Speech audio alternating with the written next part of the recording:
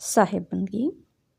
आज का हमारा टॉपिक है मूर्ति ध्यान और अंतर ध्यान। इन दोनों में क्या अंतर है उसके ऊपर आज समझने की साहिब कृपा से कोशिश करते हैं। तो अगर देखा जाए, अगर आपके पास नॉलेज नहीं है, अगर आपके पास ज्ञान नहीं है, तो आप किसी चीज़ का भी आप सीखने की कोशिश करते हो तो इसमें आपकी कभी मास्टरी नहीं आएगी। पर अगर आपको कोई सिखाने वाला मिल जाता है तो आप उस चीज़ में आपको ना ही सिर्फ हेल्प मिलती है, पर आप उस चीज़ में ज़्यादा गहराई में सीख सकते हो। हम कोई भी विषय में अगर हम सीखना चाहते हैं, कोई सब्जेक्ट पे मास्टरी करना चाहते हैं, तो हम स्कूल कॉलेज और अच्छे ट्यूटर की खोज करते हैं। यानी कि हम कोई भी मटेरियलिस्टिक चीज़ें अगर देखें तो अगर कोई हमें सिखाने वाला मिल जाता है तो हम जल्दी हर चीज़ सीख जाते हैं। तो यही तो ईश्वर की बात हो रही है। अब ईश्वर तक पहुंचने के लिए अब ये भी डिपेंड करता है कि आजकल तो हमें इतने सारे धर्म और इतने सारे रिलीजन्स में इतने सारे ईश्वर की रचना कर दी है कि कौन से ईश्वर सच्चा है उसके ऊपर जितना डिबेट किया जाए उतना कम है। पर अगर देखा जाए तो इन सभी का निचोड़ यही निकल के आता है कि इन सभी ईश्वर को अगर एक रूप में देखा जाए, परम तत्व में देखा जाए, ये सभी तत्व का मर्ज कहाँ हो रहा है? परम तत्व में मर्ज हो रहा है, पर वो परम तत्व का नॉलेज नहीं है आपके पास, कंप्लीट तत्व ज्ञान नहीं है। तो आप अपने इमेजिनरी में फिर आप अपनी मनमर्जी चीज़ें करने लगते हो। तो यही हमें सद्गुरु की सीख मिलती है कि सद्गुरु कहते हैं कि जो भी हम आजकल बिना जाने भक्ति करते हैं तो एक शक्ति है जो हमारी मन की शक्ति है, वो आपको सब कुछ दे देगी। क्योंकि आखिर में मन इतना ताकतवर है कि आप ईश्वर और मन की रचना में अगर देखो तो मन जो एक नेगेटिव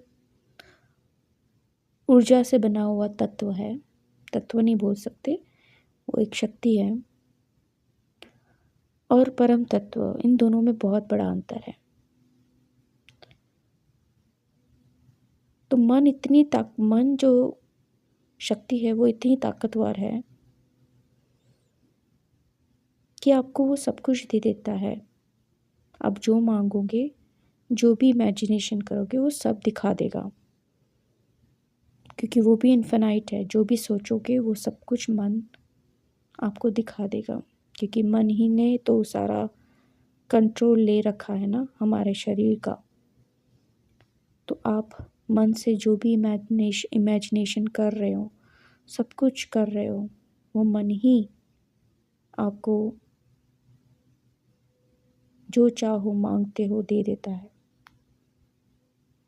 पर आपकी प्रार्थना कंप्लीटली उस परम तत्व तक पहुंचती ही नहीं है। यही भेद सद्गुरु ने दिया है। इसलिए सद्गुरु का ज्ञान और बाकी गुरु के ज्ञान में बहुत बड़ा अंतर है। सद्गुरु का ज्ञान है वो कंप्लीट आत्मज्ञान के ऊपर होता है, तत्व ज्ञान के ऊपर होता है। पूरा बेस ही उनका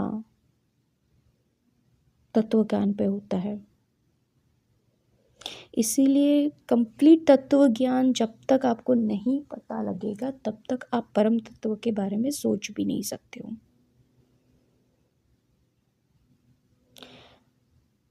तो इससे हमें पता लगता है कि मूर्त की अगर बात करें तो मूर्त तो जिसने भी इमेजिनेशन, जिस भी आकार का रूप बना दिया है, उस आकार में किसी न किसी की इमेजिनेशन छुपी है। आजकल तो एआई आ गया है। अब एआई में आप जो भी प्रॉम्प्ट डालोगे उस हिसाब से वो इमेज क्रिएट कर देंगे। तो आप देखते हो ईश्वर की पता नहीं कितने अलग अलग इमेजिनेशंस के रूप देखने को मिलते हैं। अब ये सभी मन की इमेजिनेशंस है, क्योंकि पृथ्वी पर कहते हैं कि जो पृथ्वी पर जो राज चल रहा है वो मन का ही राज चल रहा है। जितने भी ह्यूमंस हैं, इवन कहते हैं जितने आकार क्रिएशन, वो सभी मन का ही क्रिएशंस हैं। जब तक वो परम तत्व में मर्ज नहीं हो जाता तब तक जितने भी क्रिएशन है वो आत्मा अपने अलग अलग लीलाओं में, अपने ही क्रिएशन में, अपने ही माया में फंस गई है। और ये बहुत गहरा तत्व ज्ञान है जिसको आपको केवल सद्गुरु से ही ज्ञानपूर्ण मिल सकता है। उसके लिए आपको उसी पाथ पर आगे सुनना पड़ेगा, समझना पड़ेगा तत्व ज्ञान है क्या, सद्गुरु की वाणी को सुनना पड़ेगा और ध्यान भी सीखना पड़ेगा, क्योंकि वो ध्यान ही अलग लेवल का होता है। जो ध्यान हम सुनते हैं बाकी गुरुओं से वो कहीं मिलता ही नहीं है, क्योंकि तत्व ज्ञान का ध्यान ही, उसका जो ध्यान है वो ही अलग है। वो आपको कोई चक्र में ध्यान करने को नहीं सिखाएंगे भी यहाँ पर चक्र पे ध्यान करो, वो चक्र पे ध्यान करो, शब्द पे ध्यान करो, या तो कोई आपके अक्षर पे ध्यान में उलझाएंगे या तो धुनात्मिक ध्यान में उलझाएंगे, क्योंकि आत्मा तत्व रहित है। ठीक है, आत्मा अक्षर से परे है, रूप आकार सबसे परे है, मन से परे है। अगर आत्मा इन सभी से परे है तो ये परम तत्व की बात हो रही है। तो आपको वही ज्ञान समझना पड़ेगा, वही ध्यान समझना पड़ेगा, और वो ध्यान केवल गुप्त ध्यान सद्गुरु से ही सीखा जाता है। इसीलिए बहुत अंतर है। मूर्त का ध्यान यानी मन की इमेजिनेशंस। इसका मतलब ये नहीं है कि जो भी अवतार आके गए वो गलत थे, नहीं। सभी जो भी अवतार आए थे उस समय में जब वो लिविंग में थे। अब उस समय में जिन्होंने उनकी कृपा पा ली वो तर गए, पर अब वो चले गए, इसके लिए उनको कहते हैं जो चले गए होते वो समय काल में आ जाते हैं, इसलिए काल का स्वरूप कहा। कोई राक्षस स्वरूप नहीं है। काल का मतलब क्या होता है, समय का वो रूप था।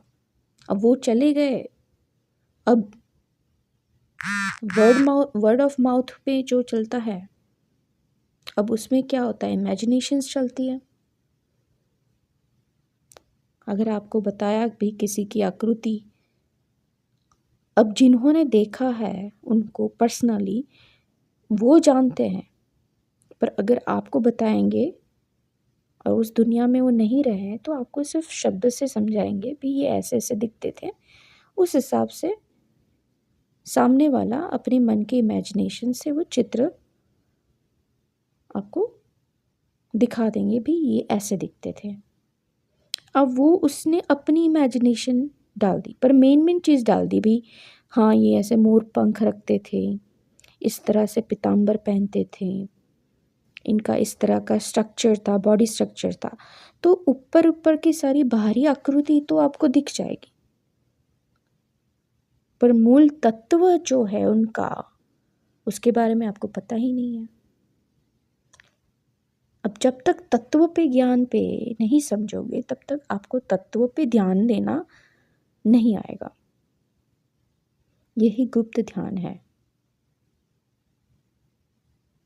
इसलिए सद्गुरु जो होते हैं मूर्त पे ध्यान नहीं सिखाते हैं, कि मूर्त जो है वो तत्व ध्यान नहीं है, सिर्फ मूर्त का ध्यान है, बाहरी आकारी का ध्यान है। तो जब तक बाहरी आकार का ध्यान करोगे तो आपको वो तत्व से जो शक्ति मिलती है वो नहीं मिलेगी। वो सिर्फ आपको मिलती है मन की शक्ति। मन की शक्ति यानी क्या? ये तंत्र विद्या, ये जो आप चमत्कारी शक्तियाँ देखते हैं वो सब मन की शक्ति का ही है, अहंकार जिसको कहा जाता है। अब जो चाहो जितनी भी शक्तियाँ हैं आप ले सकते हो, पर आत्मा इन सभी से परे हैं। उनको शक्ति कहाँ, वो आत्मा को कोई लेना देना ही नहीं है। शक्ति किसी पर कहाँ की जाती है? जो वीक पर्सन है, कमज़ोर है, जो चीज़ वो नहीं जानता है उसके ऊपर ही आप शक्ति दिखाओगे ना। यानी कि जो सामने वाला वो शक्ति को नहीं जानता है तो ही आपकी शक्ति का मतलब इम्पोर्टेंस नज़र आएगा, या उस शक्ति से आप उसको ख़त्म कर सकते हो। यानी शक्ति वहीं काम करेगी जो आपसे वीकर है। क्रोध भी आप वहीं कर पाते हो जहाँ पे आपसे वीक है कोई सामने वाला बंदा, तभी आप क्रोध कर सकते हो। तो इसी तरह कहते हैं कि मूर्त का ध्यान सिर्फ मन का होता है। जो आप चाहे तो आप करो, जो भी आप समझ रहे हो कि मेरे भगवान ने मुझे पर कृपा कर दी और आज मेरा काम हो गया, नहीं। वो आपके कर्मों के अनुसार आपको जो भी चीज़ मिल रही है, अच्छी बुरी जो भी चीज़ें मिल रही वो आपके कर्म के हिसाब से मिल रही हैं। इससे कोई लेना देना नहीं है। अगर आप सही तौर में उस परम तत्व का ध्यान सीखना चाहते हो तो आपको पूर्ण सद्गुरु की खोज करनी पड़ेगी और पूर्ण सद्गुरु से सुरति ध्यान सीखना पड़ेगा। सुरति ध्यान एक गुप्त ध्यान है। कुछ लोग सुरत शब्द का ध्यान करते, वो भी शब्द में आ जाता है, यानी कोई अक्षर पे ध्यान आ जाता है। कोई कहता है नाम के अक्षर पे ध्यान करो, वो भी गलत है, क्योंकि वो भी अक्षर में आ गया। आत्मा इन सबसे परे है। इसीलिए इसका ज्ञान समझने के लिए आप पूर्ण सद्गुरु मधु परमहंस साहिब जो हैं, परमहंस पाथ है ये, आपको परमहंस पाथ पे चलना पड़ेगा। और परमहंस जो पाथ होता है वो रेयर होते हैं, इसलिए परमहंस कहा गया है। इसलिए अगर रियल में आप इस पाथ पर चलना चाहते हो तो आपको उस तत्व ज्ञान को समझना पड़ेगा। इसलिए परमहंस के जो शिष्य होते हैं वो हंस कहलाते हैं।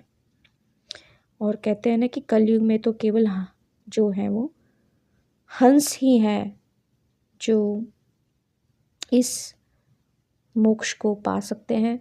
हंस आत्मा यानी कि शुद्ध आत्मा, वो ही आप अगर देखा जाए तो उस कलयुग में भी हंस का ही महत्व समझाया गया है कि कलयुग में केवल हंस ही है, आत्मा है जो मुक्त होने के लिए जा सकती है। नाम का जो ज्ञान है वो इस नाम के बारे में बताया गया है। वो नाम मूल नाम है जो गुप्त है। कहते हैं सार नाम जो कहा ना जाए, लिखा ना जाए, बिन सद्गुरु ना ही पाही। ये मूल नाम जो गुप्त है, जो पूर्ण गुरु पूर्ण सद्गुरु के बिना नहीं मिल सकता है। वो मूल नाम जो है वो तत्व है। वो जब तक आपके अंदर वो नाम तत्व रूपांतर नहीं किया जाता है तब तक आप आत्मज्ञान को भी नहीं पा सकते हो, वो ध्यान भी नहीं सीख सकते हो। इसीलिए आप सद्गुरु का ज्ञान की वाणी पढ़ें, सुने और आगे आने वाले वीडियोस में और गहराई में ज्ञान लाने की साहिब कृपा से कोशिश करेंगे। सुनने के लिए धन्यवाद। साहिब बंदगी।